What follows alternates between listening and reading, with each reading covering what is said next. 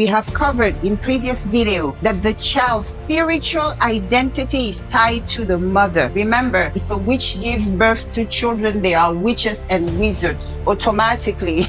There's no negotiation there. So what our fathers provide for us in the physical realm, meaning they provide all the tangibles. The father brings us stability, security in the physical level.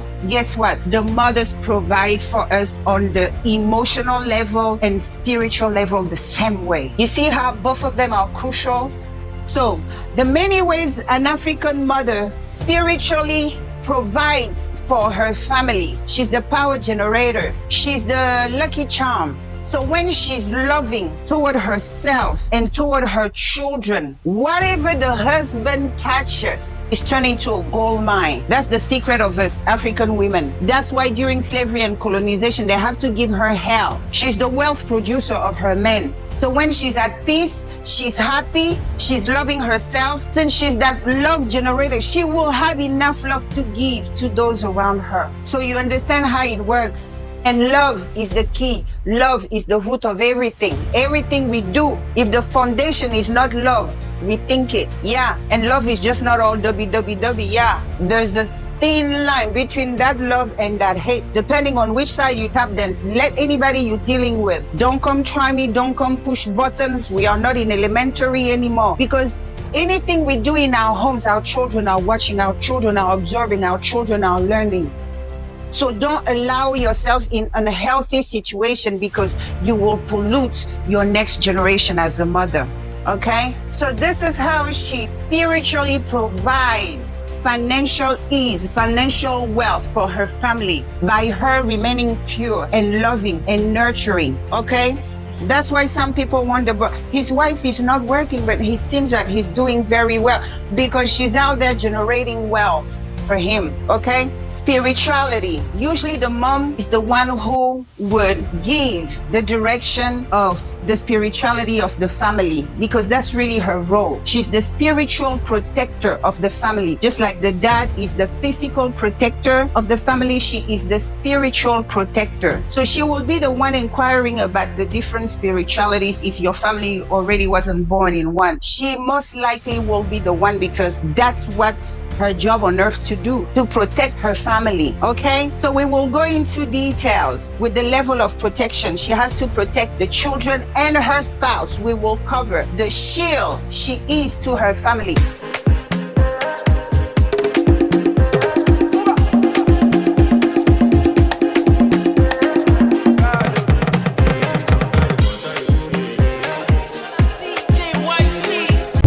As you already know, the mother is the spiritual portal of the family. What does it mean? It means that the mom is the one who really sitting on us spiritually. The maternal clans are the one whipping the behind of our spiritual stalkers, our spiritual thieves. Yes, they're the one who tear down the enemy, the maternal people. So just as the father protects us physically and provide for us all the tangible money can buy, the mom does it, but on the spiritual side and emotional side. She nurtures us, she provides love, tender and care, compassion, all these things. So she nurtures. And she also protects spiritually. Where you have a strong woman as a wife, can't nobody mess with you. Even before they come, they meet her ancestors on the front line. I dare you, what you want with our son? What? We're going to rip your head off. Dare you come closer? They're the one doing that job. Okay, my lovelies. The mother is the spiritual portal of the family. It means to maintain clean because whatever we do in the physical affects the spiritual. It's important that you maintain the bloodline in its integrity, meaning she cannot be out there having extramarital affairs. Meaning, if I marry Eric, make sure that every little kid running around in that house is Eric's. Do not go outside, collect a seed from a third party and bring it to your husband. It's spiritually devastating to both and that child and to the other children, right? Because you're bringing other spirits that are not familiar to them and force them into that family. So you see, I'm touching on that topic when it comes to the mother because we have the power to build or to destroy. I know that the feminists, oh, whatever man do, we can do. No, our body is a receptacle. What does it do? Anybody we have known in intimacy, they have left an imprint in us. Okay, their spiritual spermatozoid is ingrained in us. So it's like a hard drive, and you just put download. It comes to a point where it's max, and it can be that healthy to have all that trust and believe that whatever you bring from outside will affect the children. The mother is the spiritual protector of the children. When you're out there doing every and anything, what do you think is going to weaken your spiritual protection? Because you are exposing yourself outside that wedlock, that lock you have created between you and your man only. So you see, the man is not that powerful spiritually, I'm sorry. We hold the nukes. That's why there's more expected of us. Okay, my ladies? So when we say that maintain the integrity of the family, make sure the man's children are his children. Don't bring another body's ancestry into your family. It causes problem. Nobody can really explain the root cause. Okay? It's different when a family is blended and when you marry a man to start a family with and then you step out on him. Two different things. When the mother is out there doing every and anything, she's exposing her children, not only her children, but also her husband. The woman in our culture has a pivotal role. She's the throne, okay?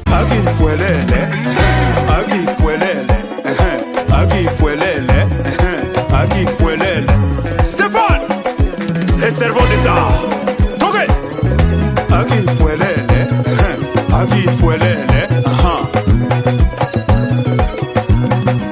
The mother is to protect the children physically, basically not to take them around anybody who could harm them, all right? And it's expected of the mother when she noticed that even the father is not safe for the children, she steps in the role of the protector. As a mother, it's your job to vet anybody you will let around your children. Any future stepdad, any future boyfriend, any future friend, anybody you will bring around them, you have to vet them, because the minute you tell them this is your so and so, that's what the kid will believe and the kid will trust. So don't bring people around your children, people you don't fully trust or you don't know. It's a wise advice our mother gives us, okay? Although you never fully know people, but when you do your due diligence, when you're serious about doing your due diligence, you will find out what needs to be found, okay? So, speaking of protection, the protective role of the mother, a great African mother protects her children from anybody. It also involves not forcing people who do not want to be fathers to your children be fathers. What do I mean by that? If you are dating a guy and you find yourself pregnant, the minute you tell him you're pregnant, he tells you to get rid of it, keep the baby and do not get him involved. Because per our people, he really doesn't owe you anything. According to our culture, if a man didn't wage you but got you pregnant, that child belongs to your clan. It belongs to your father's clan, okay? So don't bother him. There's too many fatalities involving children because a lot of our daughters force paternity on people who don't want to be fathers or people who just don't want to have a child with them. So we have to touch in that topic. When you're a great African mother, you cannot force paternity on men who are not interested in being a father to your children. So even if the law says you can take them to court, the man never married you. So he never set the intention to build anything with you. We have to be reasonable, my ladies. Okay, per our people, per our culture, that's your child. Just like we covered, we own everything to begin with. Even the spirit of the child, the soul of the child belongs to the maternal clan. So you see, we have to be fair in this. Okay, that's why you would see so many of them, they walk away from children because they already associate children with problem. And the problem is usually rooted at the power level. They know that a big power struggle gonna happen between her and I. And that's the only place she can win. That's the only place she can legally destroy me. So they go off. It's because of that power struggle. Why would I take care of children who won't even acknowledge me as the father, who don't even respect me, who don't even love me, who have been coached to be spies around me? our mothers insist in it. Many women would come in your life to use you. They will come and use the children as a commodity, like selling candies. You will find yourself having children that you care for, you take care of and everything, but the bond is not there. The respect is not there. The love is not there because that ritual wasn't practiced. So that's why our mothers always tell our brothers, don't find yourself enslaving for children who are not yours. A child you bond with from birth and you went through that ritual with will not part from you. He will seize you. I mean, at the same level, he sees his mother, okay? That's why we Africans, even if our fathers and our parents divorce, our father doesn't lose us because that bond is there.